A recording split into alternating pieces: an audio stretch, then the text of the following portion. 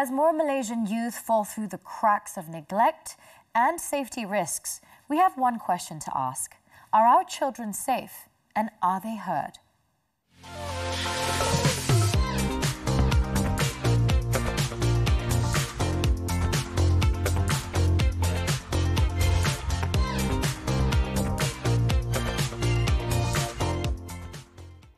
Hello and welcome to Women Talk. I'm Anita Woo, and today we're having a slightly different conversation, an urgent conversation, and yet a painful conversation about the safety and well-being of our children, not just at schools or educational institutions, but in society at large.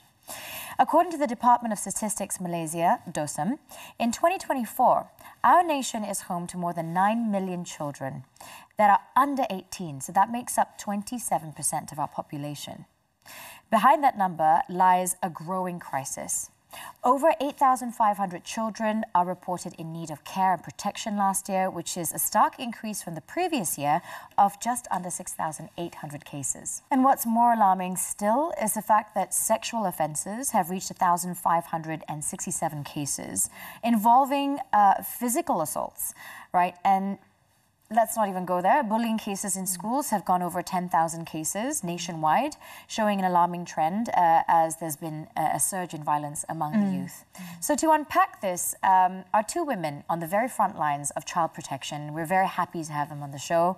Welcome to the show, Katiana Azman, who is a consultant psychologist as well as an expert in child psychology, trauma response as well as family dynamics.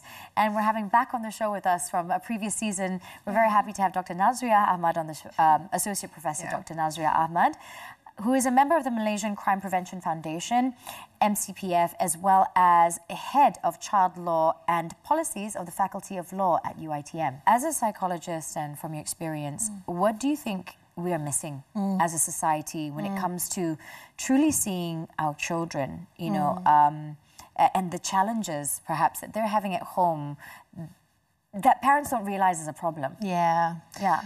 I think, and Dr. Nazria, please, she'll probably have a lot of things to say about this as well, but I think that one of the things I'm noticing is one that parents aren't very aware of the fact that childhood is not what it used to be, right? And I think that what our kids are experiencing in schools are stuff that even in my time is just very, very different.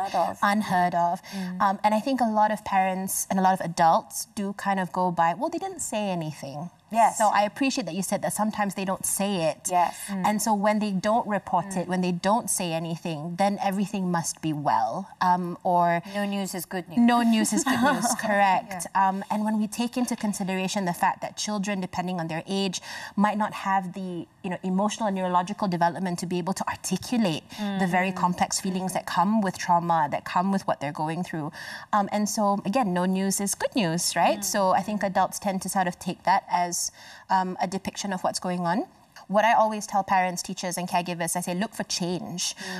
Don't try to, look for changes. As much as I appreciate you wanting to make yourself very well read and look things up on the internet, sometimes just focusing on what are the things that are different about your child. So things like sleep patterns, appetite, socialization, grades, things that are not very typical of your child. And if you're noticing those changes, pay attention. Don't worry about trying to figure out why and connect the dots. Just recognize that change is present and that that's probably linked to something else, because that's how kids process complex thoughts, is with change, with behaviour change. Dr. Nazria, on a different standpoint, crime prevention specifically, how do you see bullying fit or play a part in the bigger picture of youth delinquency and the safety issues they're seeing at school today?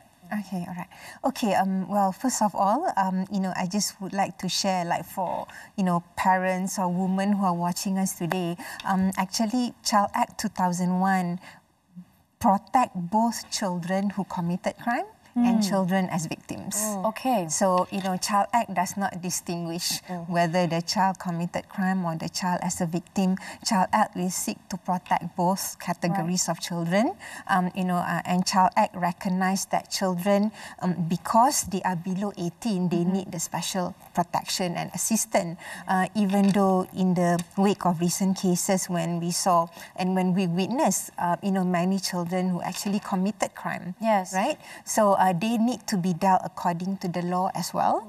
And you mentioned earlier about some statistics, right? Yeah, bullying. Yeah, about the bullying statistics. So since 2022 up until 2024, there is an increase. So in 2022, we saw about 3,883 bullying cases.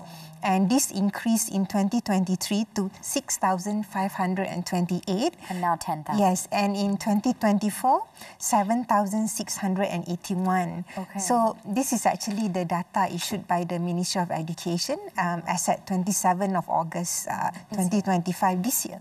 Yeah, this year. So basically, there is definitely an increase. We cannot deny it. But majority of cases happen in secondary school, where about 5,689 cases happen in secondary school. And as we can see, the most recent cases involving gang rapes, right? Yeah. And in primary school is about 1,992 cases. So there are cases that are on increase both in primary and secondary school. For children who commit crime, majority of cases show that they don't really understand the legal consequences of committing crime. Correct. And or the weight of their actions. Yes, they don't really understand the implication, and sometimes when they are heavily influenced by their friends, that is a very major factor. Or what they're consuming.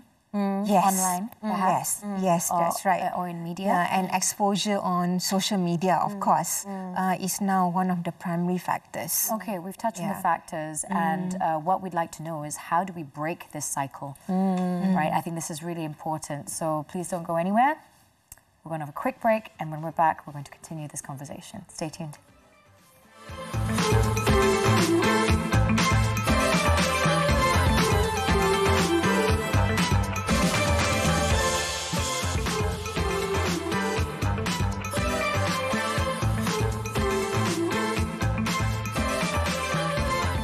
Hello everyone. In light of the recent cases of bullying across schools in Malaysia, it's important how we as parents and educators know how to help with this issue. So today I'm sitting down with Katiana, a psychologist, who will share with us first-hand experience on how to raise children with empathy and kindness so parents can also apply these same strategies at home.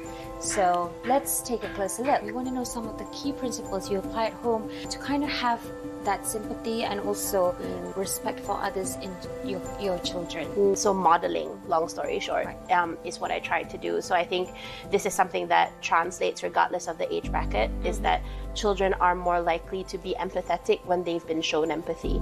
I think it's important to validate, because that's a very big important when it comes to empathy. People often confuse that you need to agree in order to validate a child's experience, and that's not true. Ultimately, when we have generated this pattern that it's not safe for them to open up and be their true selves, they're going to want to kind of close that door more and more. But I have had moments where I've had a rough day, something has happened, I've lost my temper, or I've gotten overwhelmed, but then I always kind of be like, look, I'm sorry mommy scolded you, or I'm sorry mommy got upset earlier. That's not because of what you did. Mommy had a bad day. Right. So I think that preserving the integrity of that relationship where they are not afraid of talking to you about stuff, that is probably the biggest task of any parent. Right. So that's the part that we have to do a lot of work. I don't believe 100% in gentle parenting, because I believe that children need structure, because they are going to grow up and live in a world that has structure. I think that it is a wonderful ideal to tell kids that that the world isn't going to be that way. But I also believe that our job as parents is to prepare our kids for a world when we're no longer around. We don't have to agree and permit everything, right? But I think that we need to be able to validate how they feel all the time. Small, consistent efforts can make a world of difference. When children feel heard, seen and validated, kindness naturally follows, both in school and beyond. Welcome back to Women Talk. I'm Anita Woo, and we're continuing a very pertinent discussion about children, their safety, and if they're being heard.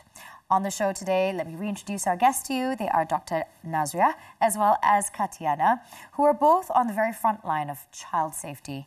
How do we break the cycle of hurt children or hurt individuals hurting others?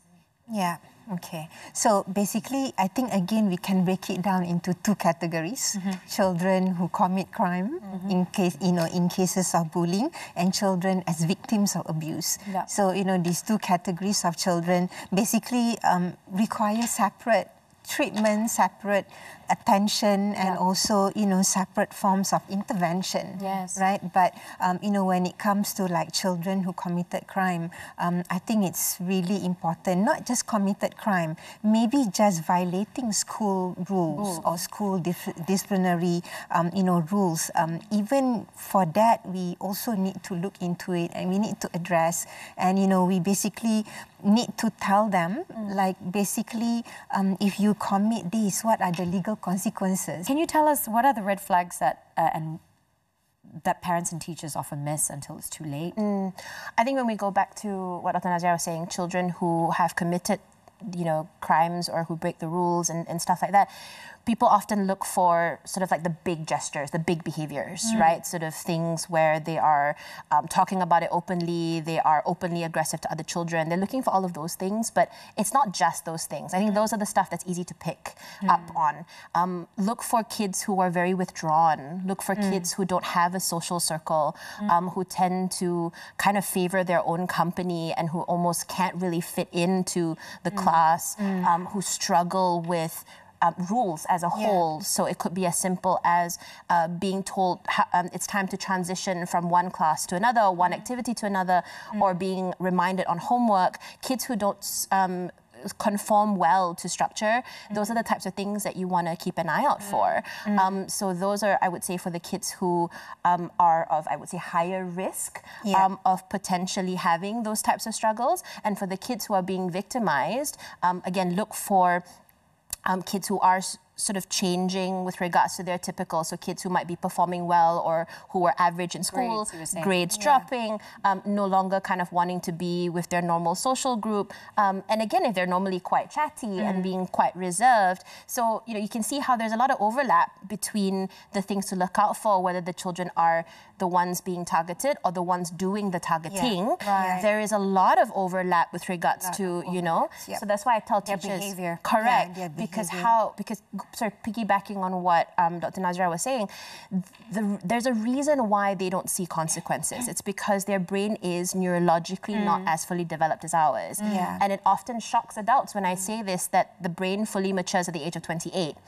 And That's at least, correct. yes, That's correct. And the part that is responsible for connecting the dots between action and consequence is very much housed within, and so it is quite natural for them to not recognize that whatever they're doing right now, which brings them maybe instant gratification, has an impact. And so it is very much our duty to help bridge that gap. So recognizing these things are one thing, but can you imagine, like, if you're a parent and okay, so this is don't lose hope. You can still make these changes at home. But it's about building a kind of environment at home where kids feel safe to speak. I mean, because sometimes the families these days don't have time. To even ask your children, how's your day? So maybe some advice from you.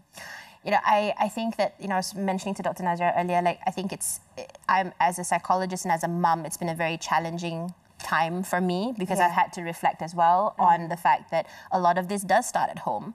And while there are all of these services like what Dr. Nazria does, what I do, that can support the children who come to us, a lot of it comes from home. And so it does fall on parents. And I think parents need to be able to keep the home a safe space by keeping conversation open and judgment-free, regardless of your own fears and your own worries and your own being very aware that people are judging you for your actions. Right. Yeah. Parenting nowadays in the social media generation is no fun because you constantly feel like people are ridiculing. Yes, you're being judging you and judged. and judging you. So I think that parents need to kind of keep all the noise out as much as possible and remember that the relationship you have with your child is the most significant relationship they will have, and it will teach them about how to communicate with the world.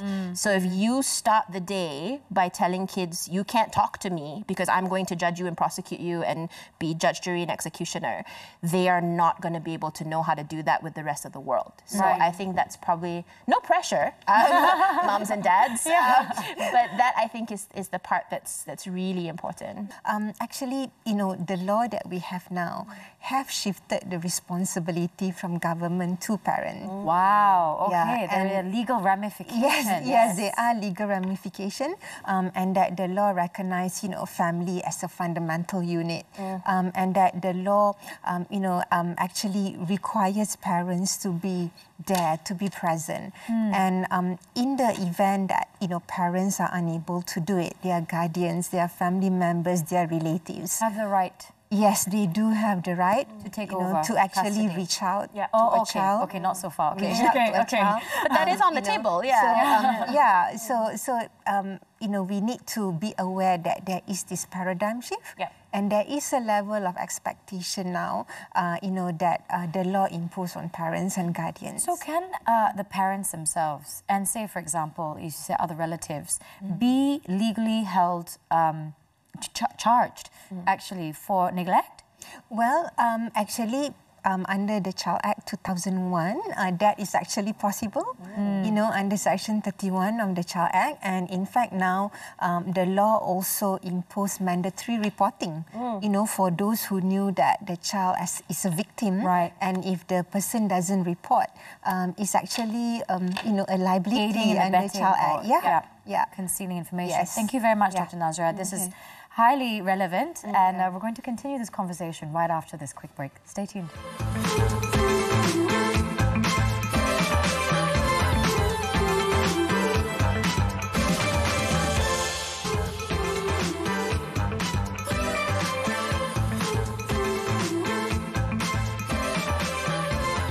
Welcome back to Women Talk. We're still on this topic of child protection. How do we rebuild? Because it tells us that we have a broken society. These cases have been on the rise, and healing is required.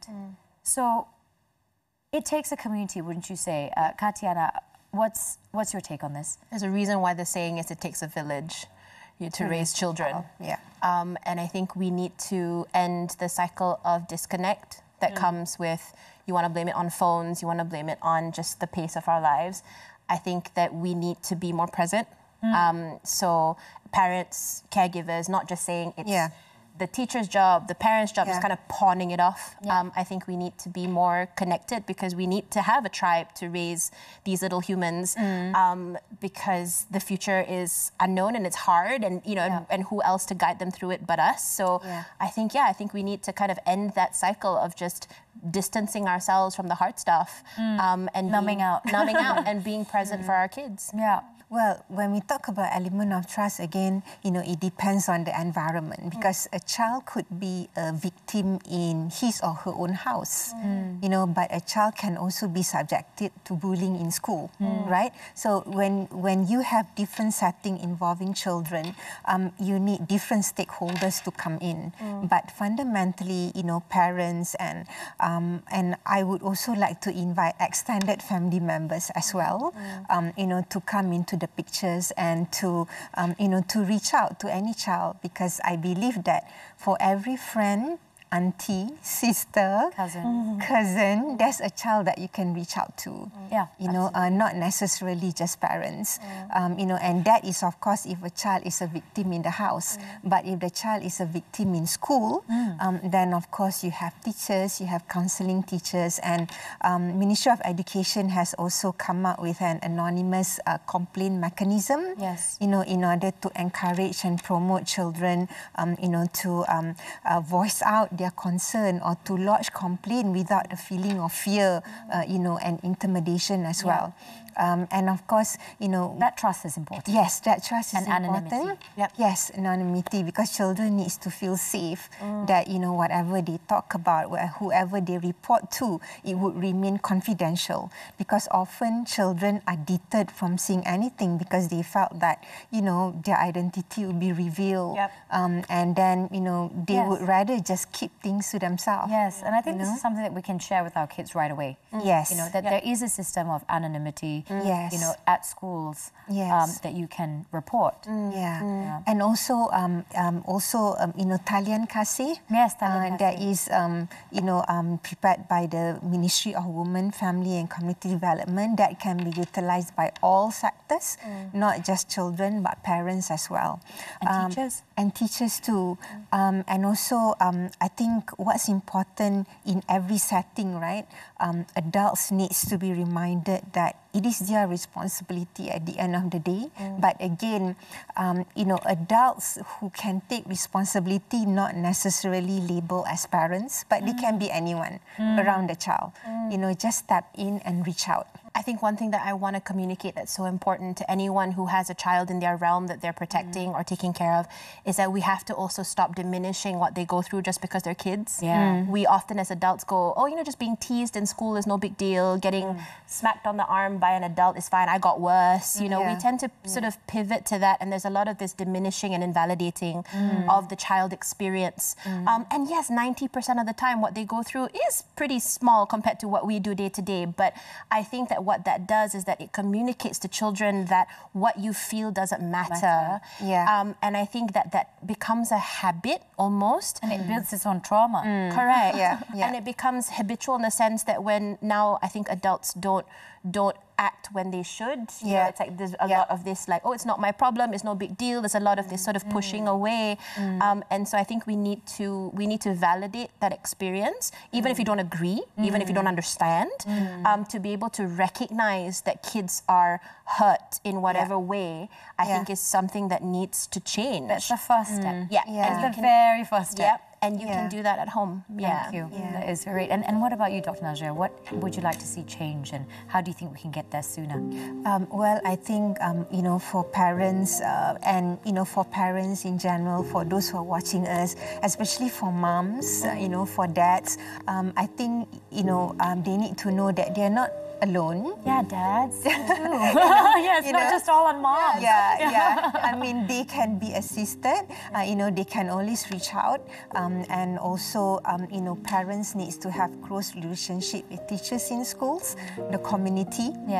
Community, religious institution in areas, because I think instilling these religious values are extremely crucial, regardless whatever religion, whatever race. The children, I think that is extremely crucial. Good moral values.